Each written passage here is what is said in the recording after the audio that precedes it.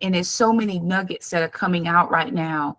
I had a dream the other day. So what's today? It's Saturday. So Friday, Thursday night, I had a dream. And in the dream, I was in this bank. I think the only thing building that I can think of was a bank. It was very nice, palatial. It was really just a nice bank. I'm like, what am I doing here?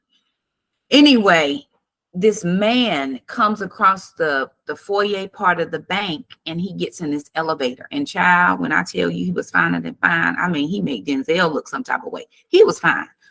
I was like, Lord, I know, because I shouldn't be up in here, Lord. You had me positioned in this place. Listen, I'm telling the Lord all the things. I know that you want me to. That is the reason I'm in this building, to see that man. He got on that elevator. So he walks in, he gets on this elevator. This elevator is like gold. I mean, it is like the nicest place.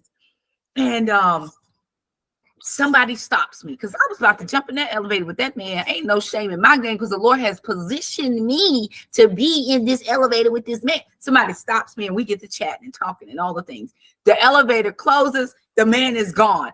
I'm like, you know what? The devil is a bald-headed, monkey-faced lie. Wait till that elevator come back, because I'm about to get on it. I get on the elevator, y'all. The doors close.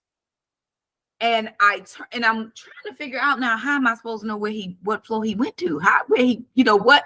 And I go one floor to 3, and it will not go any further. Then it takes me back down to where I was, and it goes back up to 3. And I'm like, there's more floors in this building than 3.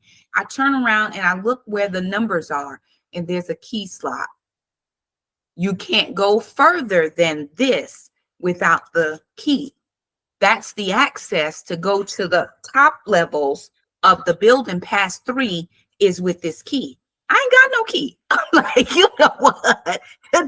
Just hate the devil for real. And that thing bothered me. So I woke up Friday morning, didn't think anything else about it. But then I know God deals with me in dreams. And so I'm like, well, you got to reveal to me what this was. It wasn't about the man. And God said to me yesterday, I was in the parking lot. I think I was leaving the place and going to the gym or wherever I was going, but I was sitting in my car, and the Lord said, Shakima, you don't have access to that because you're not ready for it. The reason you couldn't go up the elevator is because you're not ready for what's on those top floors. You don't have the access code to get up. You don't have that card that gives you free access to the other things. And he says the reason that you don't is because you're not ready for it. And at other times in my life, I would have been like, God, what are you? I mean, that would have so disheartened me, because here we are thinking, because I think in human terms, the darkness means this is no light. We think in the absence of light, but she says in the book, darkness is doubt, is disobedience, is blame, is hopelessness. It's not when somebody turns out the light. You can flip the light back on. She says you're never without the light. God is always with you. His word says, lo, I will never forsake you, for I'm always with you. That's my loose paraphrase, but he's never going to be any place that we aren't. But when the minute I get in doubt, well, God, I've been preparing this whole time, and you telling me now, I guess I'm not going to be a wife. Now you just put yourself back in darkness instead of saying, okay, God, I recognize that I don't have the access to this. Can you show me how to access it? Or can you show me what I need to do? Because she says in here, the darkness is not for our harm. It's for us to then lean and depend on the Lord. So in this place where I don't have full understanding of why I cannot access this, can you just tell me? Can you show me? I'm getting ready to post something that says there should never be any time lapse between the problem and asking God to fix the problem. Sometimes we have a problem and we nurse that thing, we rehearse that thing for years and years and months and all the time. There's a problem, God. Bills, God.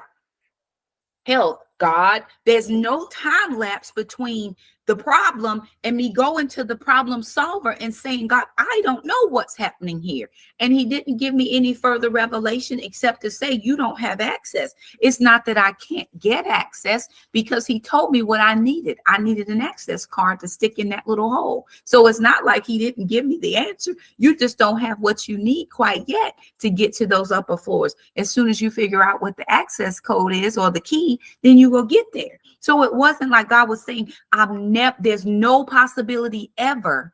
He's just saying where I'm trying to get to, there is some more steps that have to happen. I got to find the key. I got to then go back to the same place, stick the key in, and then figure out where he went. You know what I'm saying? Like, I've just felt like because as soon as I say, well, God, I guess I'm not a wife. I've been single this long. I guess you ain't going to bring nobody into my life. And God's like, well, that's doubt. And now that's the immediate darkness. He steps in front of me to illuminate my path. Recently, as I've been scrolling through TikTok, I see a lot of older couples getting married. And I always think that's God's wink at me. Shakima, it may not happen in your 30s. It didn't happen in your 30s.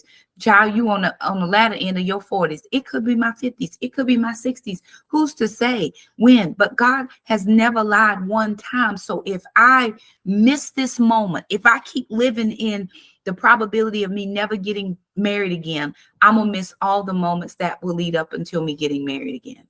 I'm going to miss every moment that there is. I'm going to miss all this time that I'm supposed to be spending with myself. I'm going to miss all this time I'm supposed to be pouring into the women. Because surely, God, if you told me to teach the younger women how to do all the things, but I'm not the thing that I'm supposed to be teaching, well, my God, I'm like, you know what? I'm not going to allow the enemy to get in my ear. God said, Shakima, teach the younger women how to be sober, how to be good wives, good mothers, and good women. That is anytime I get off of that, now I'm in disobedience. Now I'm in disobedience.